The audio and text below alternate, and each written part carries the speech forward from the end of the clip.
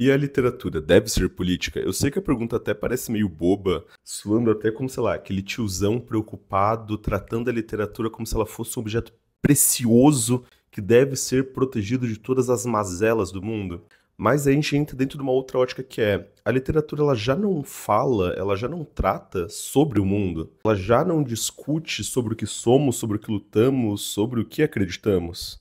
E o incrível é que eu tenho lido cada vez mais textos no Substack ou vídeos lá na rede vizinha de uma galera falando que a gente não deve misturar a literatura com política. E cara, isso é de uma bobajada tão gigantesca. Fingir que a literatura ela não existe fora da realidade é um absurdo gigantesco. A mesma coisa desse lado, a gente falar que existe arte num cofre trancafiado no fundo da terra, debaixo de 50 montanhas. Tipo, não tem sentido. E é aí, galerinha, que mora justamente o BO, o perigo grande, sabe? Porque quando a gente começa a colocar que a literatura não é política, abre espaço para quem tá querendo controlar o que a gente pensa ou do que a gente pode fazer. Quase naquele mesmo caminho de, mas eu não gosto de discutir política, eu não gosto de falar de política. Pois é, meu amigão, se tu não gosta, tem alguém que gosta que tá tomando decisão por você. E esse papo todo de neutralidade é basicamente o primeiro passo para a domesticação de pensamento, exclusão de vozes e para uma futura censura. E aí vai um parênteses gigantesco que eu discuti isso, sei lá, uns 3 vídeos atrás, o de como os livros lá na terra do tio Sam nos States, eles estão sendo perseguidos na atualidade. E, gente, a gente já viu esse filme anteriormente, a gente sabe como isso termina. Até porque, né, gente, a história se repete 2 vezes. A primeira como tragédia e a segunda como farsa. E é justamente sobre isso que eu queria trocar uma ideia hoje, conversar com vocês, porque a literatura ela sempre esteve atrelada com a política.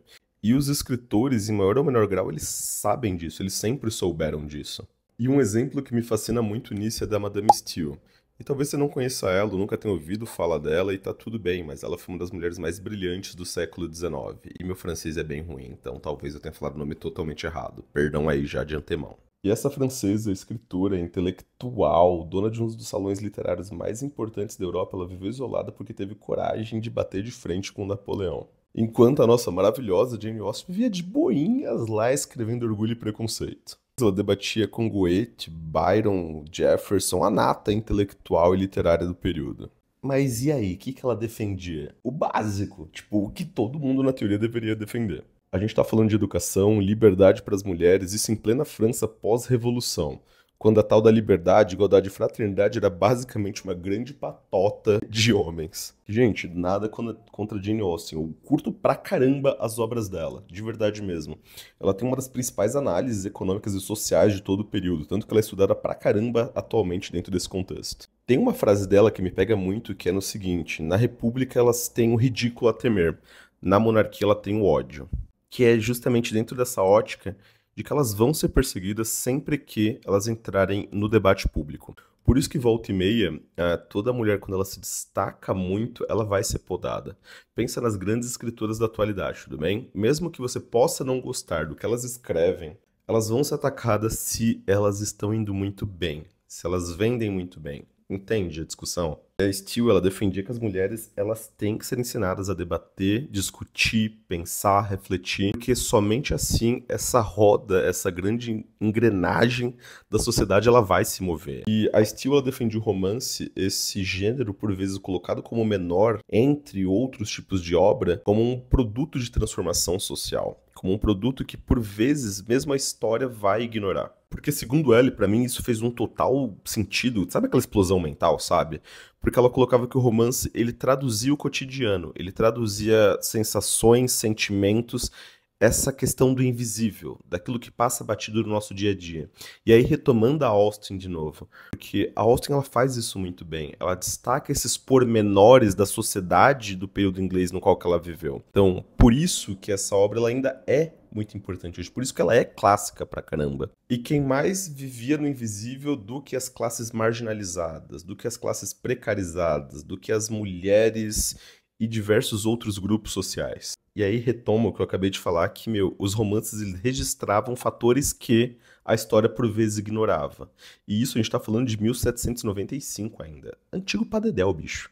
E essa discussão segue viva ainda nos dias de hoje. Por isso que eu sempre bato naquela tecla. Tudo que a gente lê, tudo que a gente opta por não ler é uma decisão política. Pelo amor do universo, faz uma curadoria de tudo o que você lê. Não é uma crítica para você ler e gostar unicamente de romances água com açúcar ou de biografias, mas tenta diversificar. Tenta optar por autores de gêneros, nacionalidades diferentes. Porque você ainda vai estar dentro do nicho literário que você gosta, mas vai diversificar as vozes que você ouve. Senão, você sempre vai comprar a lista dos autores mais vendidos, os 10 livros mais vendidos do mês e por aí vai. Porque, gente, a política tá em tudo. A política é a nossa vida. Em maior ou menor grau, a gente tá fazendo decisões políticas em tudo. Nas escolhas do que está sendo exposto. Tudo isso tem um tom político.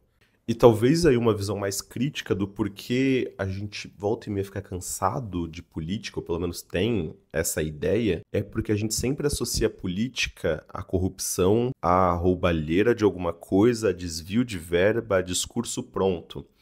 Então, ou aqueles jornais pavorosos e sensacionalistas que passam no meio da tarde na televisão aberta. Então a gente sempre tende a colocar a política como esse campo nefasto, sendo que ela é muito mais ampla do que isso. Por isso que eu queria apontar que a gente não pode rejeitar a política ou fingir que ela não existe dentro do mundo das artes, porque ela tá ali. E ela vai continuar por muito mais tempo do que a gente. Porque a política ela é feita de escolhas, e a gente faz escolhas todo santo dia. E aí eu queria tomar aquele cuidado com vocês que é zero críticas de ler puramente por prazer. Porque, cara, eu faço isso em 90% do meu tempo. Mas a gente tem sempre que ter atenção de escolher o que a gente vai ler. Fazer a curadoria do que a gente vai ler.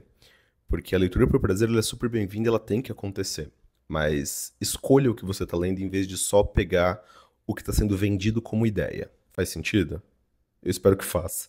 E a literatura e a política elas sempre caminharam juntas. Por vezes entre idas e vindas ou de formas mais complexas, mas elas sempre estiveram juntas. Shakespeare já discutia essa relação de liberdade, legitimidade, poder. Orwell trabalhou muito bem a ótica de denunciar o totalitarismo.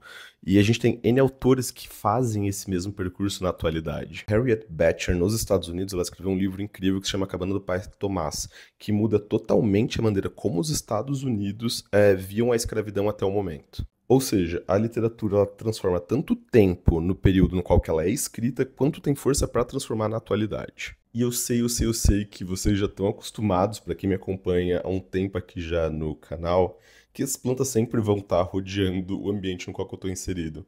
Porém, contudo e todavia, hoje eu decidi por fazer um jardim de livros com um tom político mais explícito.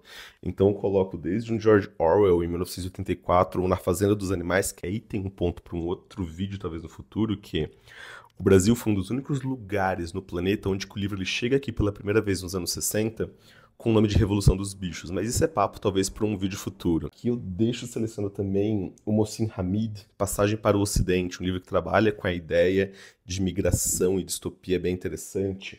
Precisamos de novos nomes em literatura africana que discute o processo de perda quando a gente sai da nossa terra natal e vai para um outro espaço. Tudo que está por aqui, eu vou deixar os links na descrição do vídeo para vocês darem uma olhada. São livros com teor político incrível e maravilhoso, sem pesar o clima, é claro, mas para apresentar também coisa nova por aí. Em outras palavras, a literatura é basicamente como um espelho. Ela vai refletir a sociedade no qual ela está circundada. E isso é o ponto principal da discussão. E por isso que é importante diversificar o que a gente está lendo, que é inclusive um tema de vídeo que eu já abordei aqui e que eu pretendo trabalhar de novo no futuro. Porque ela registra o que fomos como sociedade e o que podemos ser ainda no futuro. Isso que eu acho também bem interessante. E aí, quando a gente corta para o século XXI, a gente vê N políticas públicas querendo um desmonte da educação, N políticas públicas de perseguição, banimento, questões autoritárias com obras e da circulação das mesmas, ou mesmo de professores sendo censurados sobre o que eles podem ou não podem falar em sala de aula. E é aquela ótica do que a gente acha que avançou, mas o discurso de que não existe política na arte, ele está sempre presente. É quase como se a gente desse 2 passos para frente e sempre voltasse um para trás como sociedade. É aquela questão de tensionar o elástico sempre mais um pouco para tentar ganhar mais autonomia e mais poder. Por isso que toda vez que alguém me traz aquele discurso batido de que literatura ela não deve ter política, sempre me acende esse alerta. porque é nesse silêncio que o autoritarismo ele vai crescer, que as censuras elas vão aparecer e nunca vai ser num cartaz gigantesco. Sempre vai ser em coisas bem sutis para a sociedade como um todo não reparar. Ou quando a gente reparar já ser tipo, meu, tarde demais, cara, já rodou. Então, quando alguém me pergunta se literatura ela deve ser política, eu penso na Steele, eu penso na Austen, eu penso no Orwell, eu penso na Carolina Maria de Jesus, na Ursula Le Guin, no Mohsen Hamid e entre N outros autores que trabalham essa ótica política muito bem feita. E já respondendo o que eu coloco no começo do vídeo, a literatura é política, sempre foi política e sempre será política. A política ela está em cada ato do nosso cotidiano, por mais que por vezes você ache que não. E aí fica aquela reflexão final de que talvez o papel do escritor ou do leitor seja justamente esse, de perceber nesse mundo, nessas entrelinhas, de enxergar o que está escondido, do que não está tão óbvio assim, do que o poder ele tenta silenciar, porque escrever, ler, pensar, em maior ou menor grau, sempre vai ser um ato revolucionário.